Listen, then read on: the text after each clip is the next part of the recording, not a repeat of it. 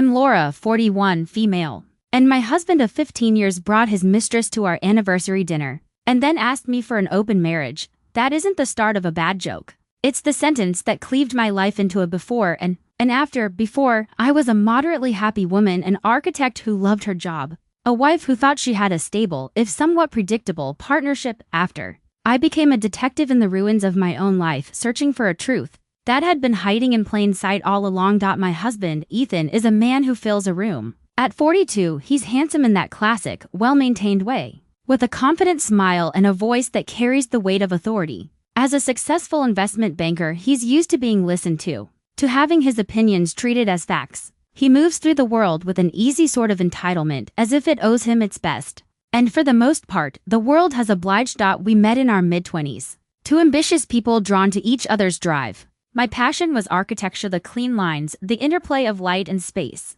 the creation of something lasting and beautiful. His passion was the market, the numbers, the strategy, the thrill of the win. For years, our ambitions ran on parallel tracks, supporting each other. I'd listen to him talk about stocks and portfolios, and he'd look over my blueprints and nod, offering generic but what I thought was sincere encouragement. "Looks great, honey," he'd say, before turning his attention back to the glowing screen of his phone. Looking back, the signs of his dismissiveness were there. Small paper cuts I'd learned to ignore. I remember about 10 years into our marriage, I was a finalist for a major design award for a public library I had poured my soul into.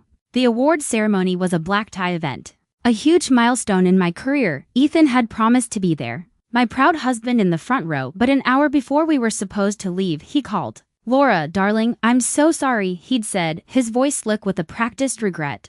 "A client just flew in from Hong Kong. I have to take him out. You understand, this is a huge deal." I did understand, or at least I told myself I did. His work was important, so I went alone, sat alone, and accepted my runner-up certificate with a fixed smile, feeling the weight of his absence more than the pride of my achievement. Another time, a few years later, we hosted a dinner party. It was mostly for his colleagues and their spouses. I'd spent the day preparing everything, hoping to create a warm and impressive evening. As I was explaining the structural challenges of a new sustainable housing project I was leading, Ethan interrupted me with a chuckle. Okay, let's not bore everyone with blueprints," he said, patting my hand condescendingly. "Laura gets so passionate about her buildings." He then seamlessly shifted the conversation to a new tech stock he was excited about. The table, following his lead, turned their attention to him. I felt myself shrink, my expertise reduced to a quaint little hobby in the shadow of his far more important world of money. This was the dynamic that had solidified over the years. His work was the main event. Mine was the opening act he often missed. He was the benefactor, the man of substance, and I, in his narrative, was the creative, slightly flighty wife he generously supported. The irony, of course, was that I had my own successful career. My name was on buildings, but in our life together, my accomplishments were always framed as secondary. This dynamic was the fertile ground in which someone like Chloe could be planted. Chloe was a sculptor, according to Ethan. She was the next big thing, a generational talent he was mentoring. He'd met her at a charity auction a few months prior and had taken an immediate and intense interest in her career. Suddenly, our conversations were peppered with her name. "Chloe is struggling to find a good studio space. Chloe has such a unique perspective on modernism. You'd appreciate it, Laura. I'm introducing Chloe to a few potential patrons next week."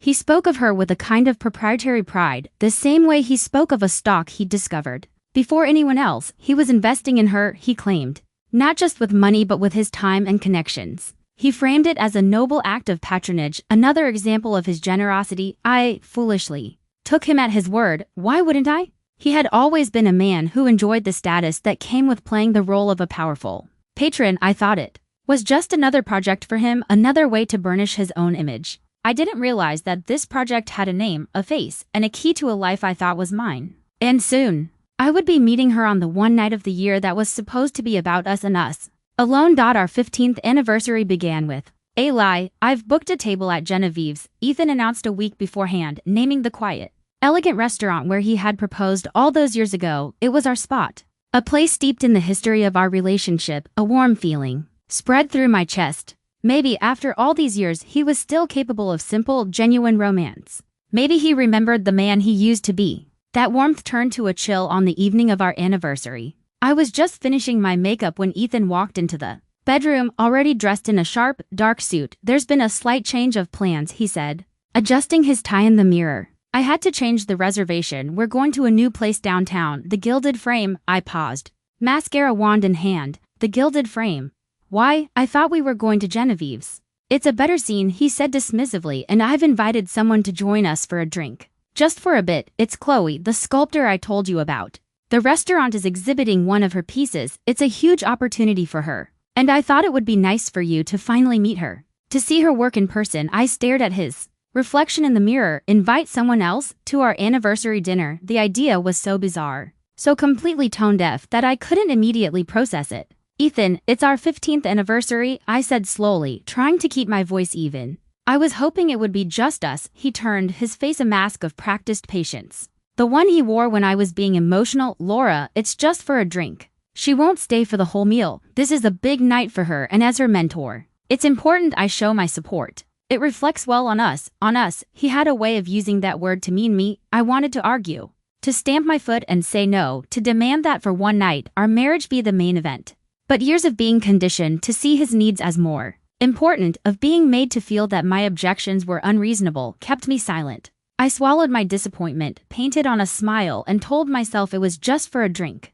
The Gilded Frame was everything Genevieve's was not. It was loud, trendy, and packed with people who looked like they were there to be seen. The air buzzed with networking. At the entrance, on a prominent pedestal under a spotlight, was a twisted sculpture of bronze and reclaimed metal. It was aggressive and chaotic, and I suppose, technically brilliant. Ethan guided me toward it. That's Chloe's, he said, his voice swelling with pride. Incredible, isn't it? Before I could answer, a young woman detached herself from a nearby group and glided towards us. This had to be Chloe. She was in her late 20s, with wide, intense eyes and a mane of dark, curly hair. She wore a black dress that was both artistic and alluring. She radiated a kind of youthful, bohemian confidence that I knew Ethan would find intoxicating. Ethan, she exclaimed, her voice husky. She didn't hug him, but she leaned in close, placing a hand on his arm that lingered just a fraction of a second too long. You made it, and you must be Laura. It is so wonderful to finally meet you. Ethan talks about you all the time. Her smile was wide, but it didn't quite reach her eyes.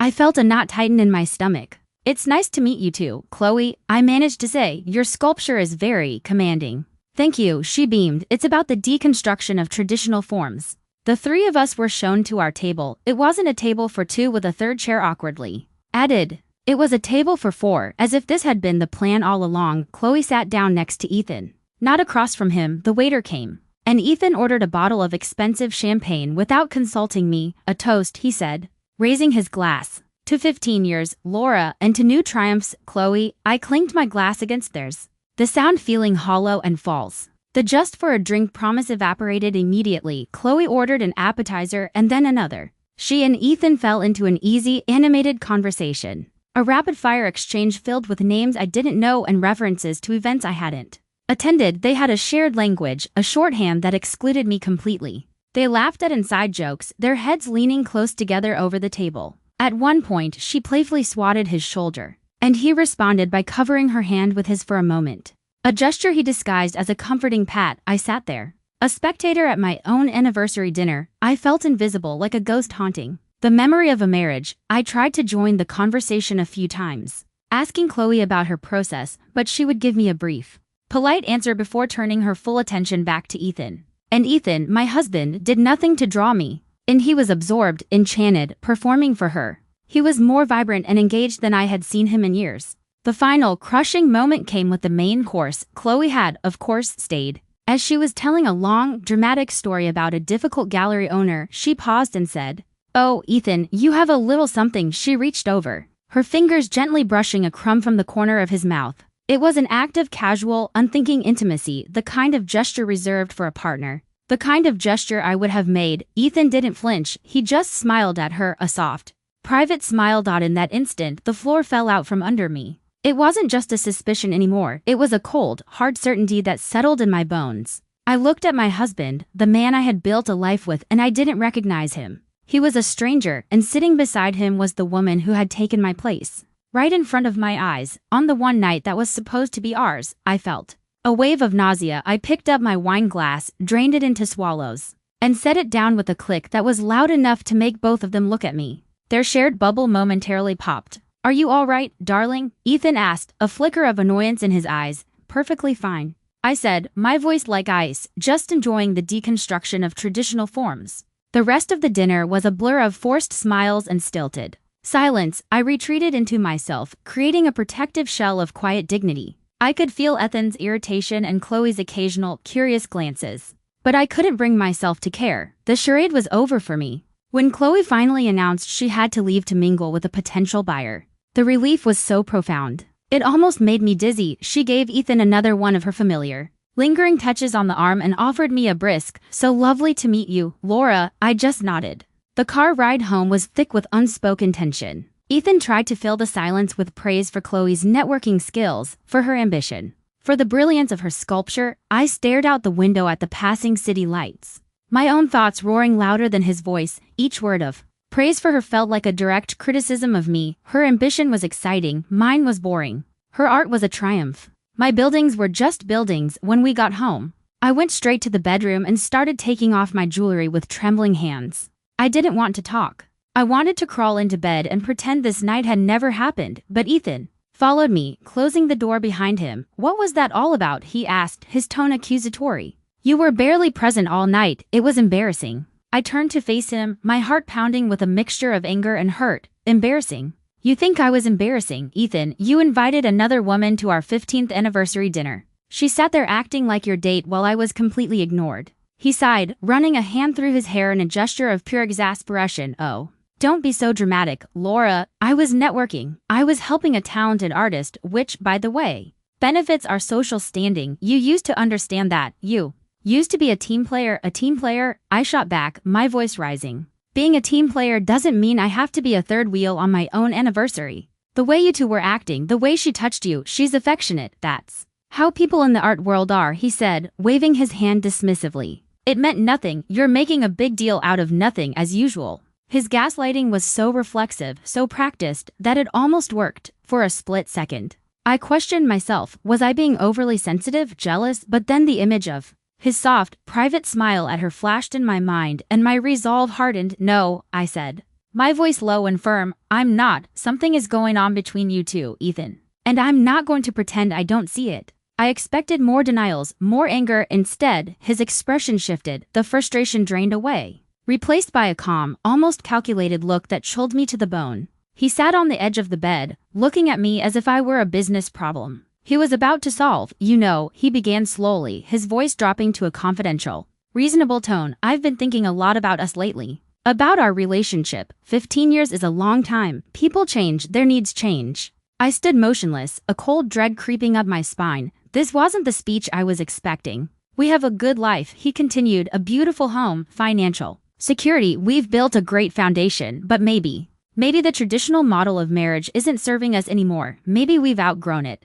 I couldn't speak. I could only stare at him, my mind struggling to grasp where he was going with this. "I love you, Laura," he said, but the words felt hollow, like a line from a script. "You are my partner. You're the bedrock of my life, but I also feel a need for more connection, more variety, more passion, and I think maybe you do too. You've been so focused on your work, we've drifted apart in that way." He paused, taking a breath before delivering the final blow. "I think we should consider an open marriage." The words hung in the air between us, obscene and surreal. An open marriage. He wanted my permission to cheat. He wanted me to sanction his affair with Chloe, to wrap it in the neat, progressive package of a modern arrangement so he could have everything he wanted, without guilt or consequence. He wasn't just admitting his infidelity, he was trying to rebrand it as an evolution of our love. For a long moment, I was utterly silent, stunned into paralysis. The audacity of it was breathtaking. He had taken our most sacred celebration, defiled it with the presence of his mistress,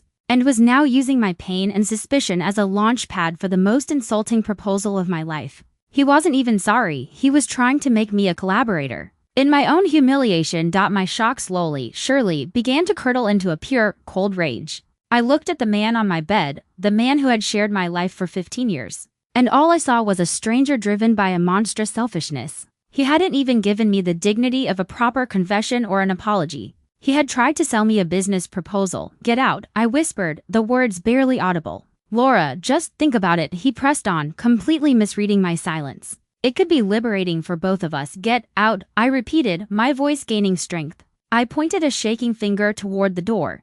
Get out of this room. Go sleep in the guest room. I don't want to look at you. He finally saw the look in my eyes, the shock, the anger, the absolute finality of it. For the first time all night, he looked slightly unsettled, as if his perfectly crafted plan had hit an unexpected snag. He stood up, opened his mouth to say something else, then seemed to think better of it. Without another word, he turned and walked out, closing the door softly behind him. I stood there, listening to his footsteps retreat down the hall. Then I slid down the wall until I was sitting on the floor, wrapped my arms around my knees, and finally let out the silent, gut-wrenching sobs I had been holding in all night. The foundation of my life hadn't just cracked, it had been deliberately, methodically demolished. And my husband had just tried to sell me the blueprints. The next morning, I woke up with a feeling of grim clarity. The tears were gone, replaced by a cold, hard resolve. Ethan had already left for work, a fact for which I was grateful. The guest room bed was made, as if he hadn't even been there. It was another one of his tactics, act as if nothing is wrong, and eventually, it will go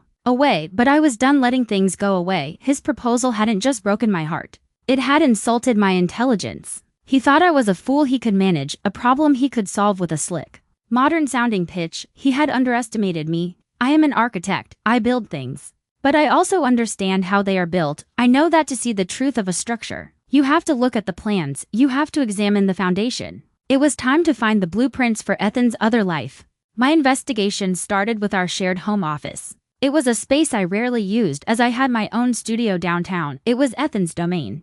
Neat and orderly on the surface, just like him, I sat down at his large mahogany desk, my hands hovering over his laptop. It felt like a violation, a crossing of a boundary I had respected for 15 years, but he had burned that boundary to the ground. I had a right to know the truth. The laptop was password protected, of course. I tried the usuals: our anniversary, his birthday, our dog's name, with no luck. Then I remembered something from years ago. He had a lucky stock ticker symbol from one of his first big wins, one he always bragged about. I typed in the 5 letters. The screen flickered and opened to his desktop, a small, bitter victory. I started with his emails. I felt a pang of guilt, but I pushed it down. I searched for Chloe's name. A cascade of messages appeared. Hundreds of them, going back months. I clicked on the oldest one. It was from him to her, shortly after the charity auction where they'd met. It was a delight to meet you, Chloe. Your work is astounding. I'd love to discuss how I can help you. It was professional, almost plausible, but as I scrolled forward in time, the tone shifted.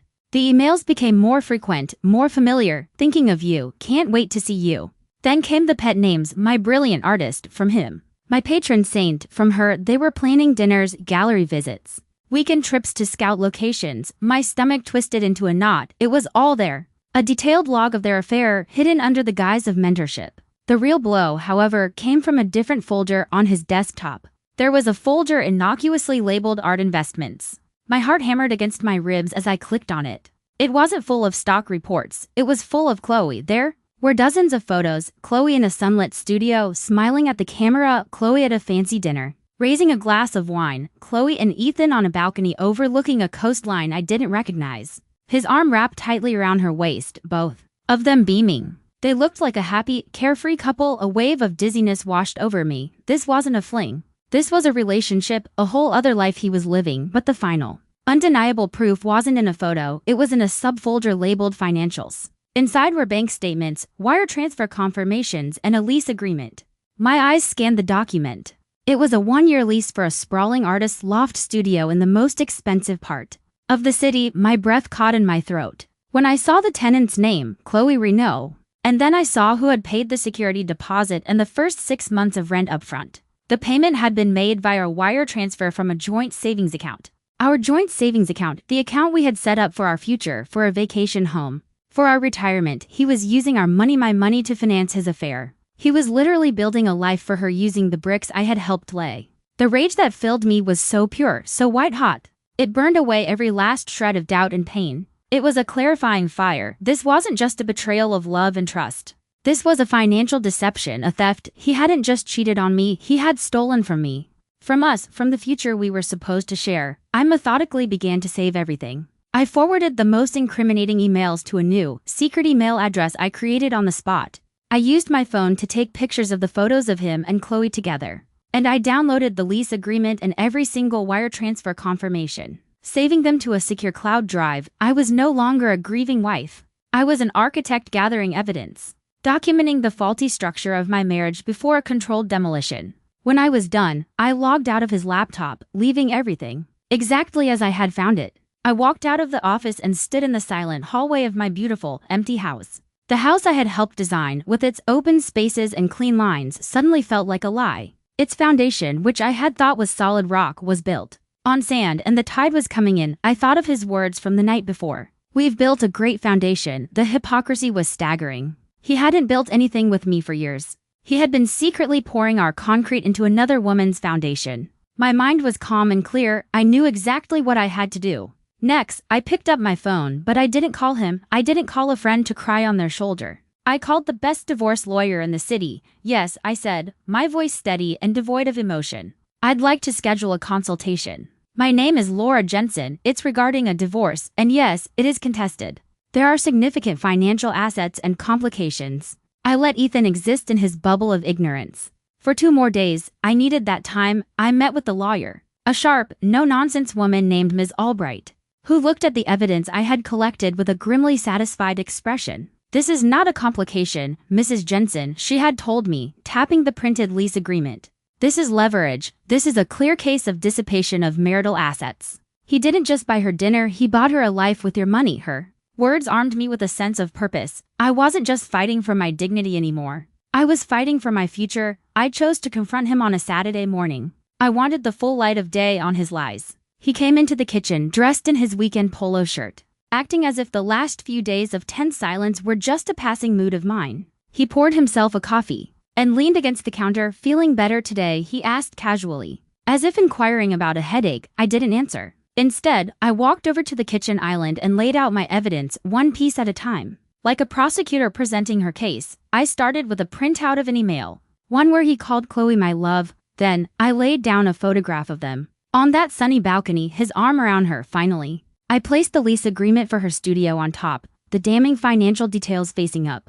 I watched his face. For a moment, he just stared, his brain seemingly unable to connect these items with his carefully compartmentalized life. Then, I saw the flicker of recognition, followed by a wave of panic that washed the smugness from his expression. He looked up at me, his eyes wide. The mask was finally gone. Where did you get this?" he stammered, his voice losing its confident timbre. "Does it matter?" I replied, my voice dangerously calm. "Is it fake, Ethan?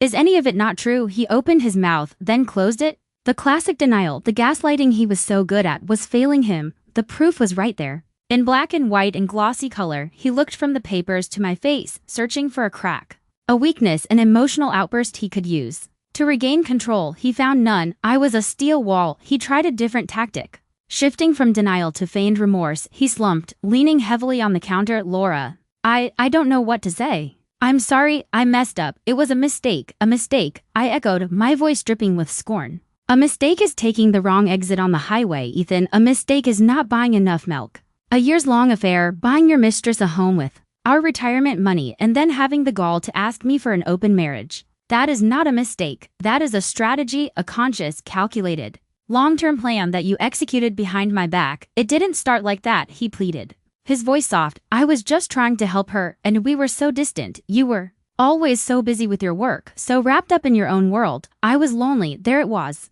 the blame shift, the final, pathetic attempt to make his betrayal my fault. That was the moment my heart, which had been merely broken, turned to stone. "My work," I said, my voice rising with a fury I could no longer contain. "I have a career, Ethan, just like you.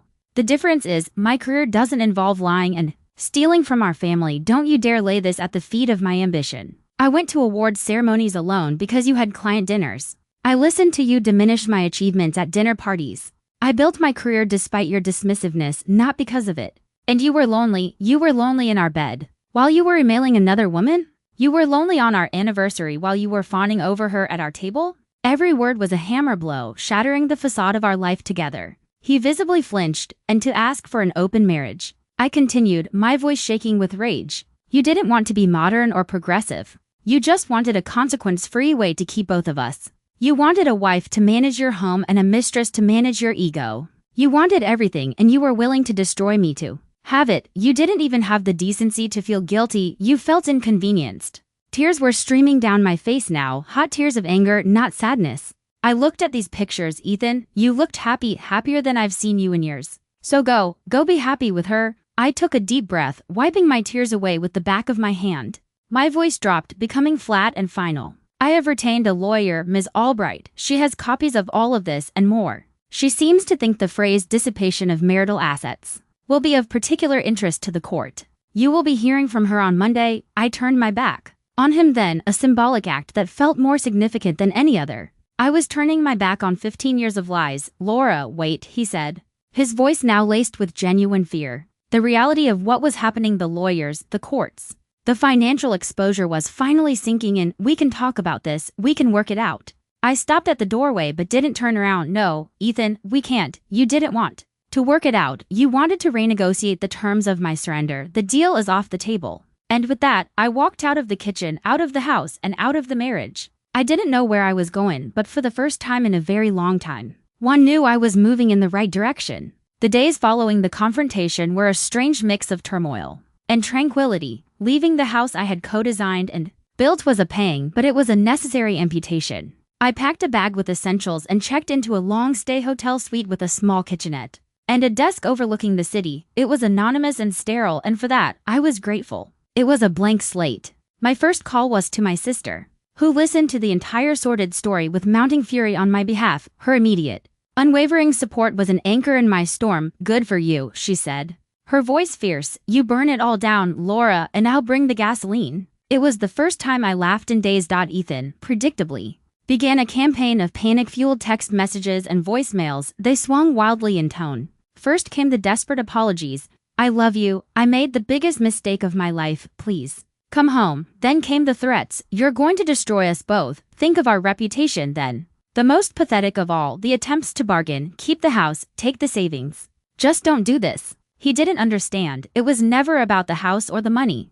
It was about the fundamental betrayal. He had treated our marriage, our life, like a portfolio to be managed for his own benefit. And he had made a bad investment. Ms. Albright handled it all with brisk efficiency. She filed the divorce papers immediately when Ethan's lawyer received the package, complete with the documentation of his financial support for Chloe. The tone of the negotiations changed dramatically. The blustering ceased. Ethan's leverage was gone. He had been caught, not just in an affair, but in a clear-cut financial betrayal that the law does not look kindly upon. The news, of course, began to trickle out into our social and professional circles. I never said a word publicly. I didn't have to. The story had a life of its own. Ethan had paraded Chloe around as his protégé, his grand discovery. Now, the context of that mentorship was cast in a harsh, new light. His reputation as a savvy, powerful banker took a significant hit, replaced by the more common, less flattering image of a middle-aged man in a cliché crisis. Some of his clients,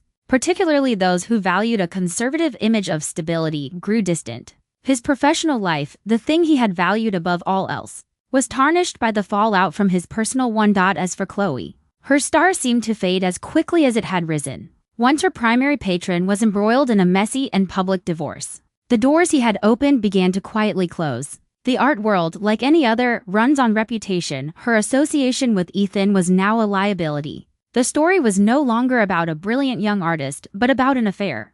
Her work was overshadowed by the scandal. I felt a sliver of pity for her, but it was shallow and fleeting. She had made her choices, entering into a relationship with a married man and accepting the benefits that came from it. She was now facing the consequences. For me, the process was one of reclaiming myself. For so long, my identity had been Laura, Ethan's wife. My successes were his successes. My time was his to manage. Now, there was just Laura. I threw myself into my work with a focus I hadn't had in years. The sustainable housing project I was leading, the one Ethan had dismissed, became my sanctuary. I worked late, not out of loneliness, but out of passion. I sketched new ideas, solved complex problems, and felt a sense of pride and accomplishment that was wholly my own. It had nothing to do with a man's approval. One evening, about a month after I had left, I was sitting at the desk in my hotel room, reviewing blueprints. My phone buzzed. It was a text from an old college friend I hadn't spoken to in ages. Heard what happened. It read, just wanted to say I always thought you were too good for him.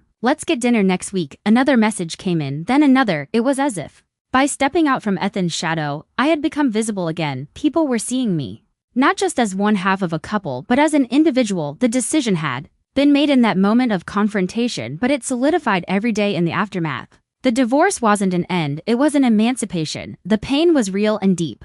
A sharp grief for the man I thought I had married and the life I thought we would have. But beneath the grief, a new feeling was taking root, a quiet, thrilling sense of freedom. I was no longer an opening act, I was the main event. And I was finally in control of the show. 6 months later, the divorce was finalized. The settlement was, as Ms. Albright had predicted, heavily in my favor. The evidence of Ethan's financial infidelity was indisputable, and he was eager to make it all go away as quietly as possible. I kept the house, a decision that surprised some of my friends. Won't it be full of bad memories? My sister asked. Memories are just stories we tell ourselves, I replied. I'm ready to tell a new one. The house was my design, my vision. I refused to let his betrayal taint it. I would reclaim the space, just as I was reclaiming my life, and that's what I did. I started with a symbolic cleansing. I had movers come and empty the master bedroom, the home office, and the guest room he had occupied in those final days. I sold his expensive mahogany desk and his collection of pretentious art books.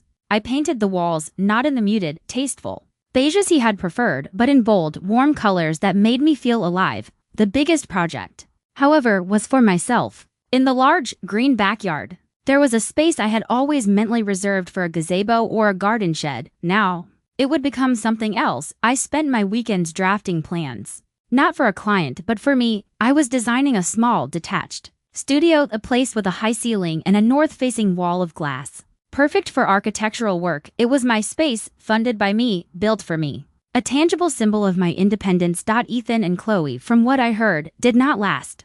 The pressure of the scandal, coupled with the sudden cutoff of his financial support, apparently proved too much for their great love. He had tried to downsize his life to fit his new reality, and she had not been interested in a downgraded patron. The last I heard, he had taken a less prestigious position at a smaller firm, and she had moved to another city to try and restart her career. I found that I didn't care.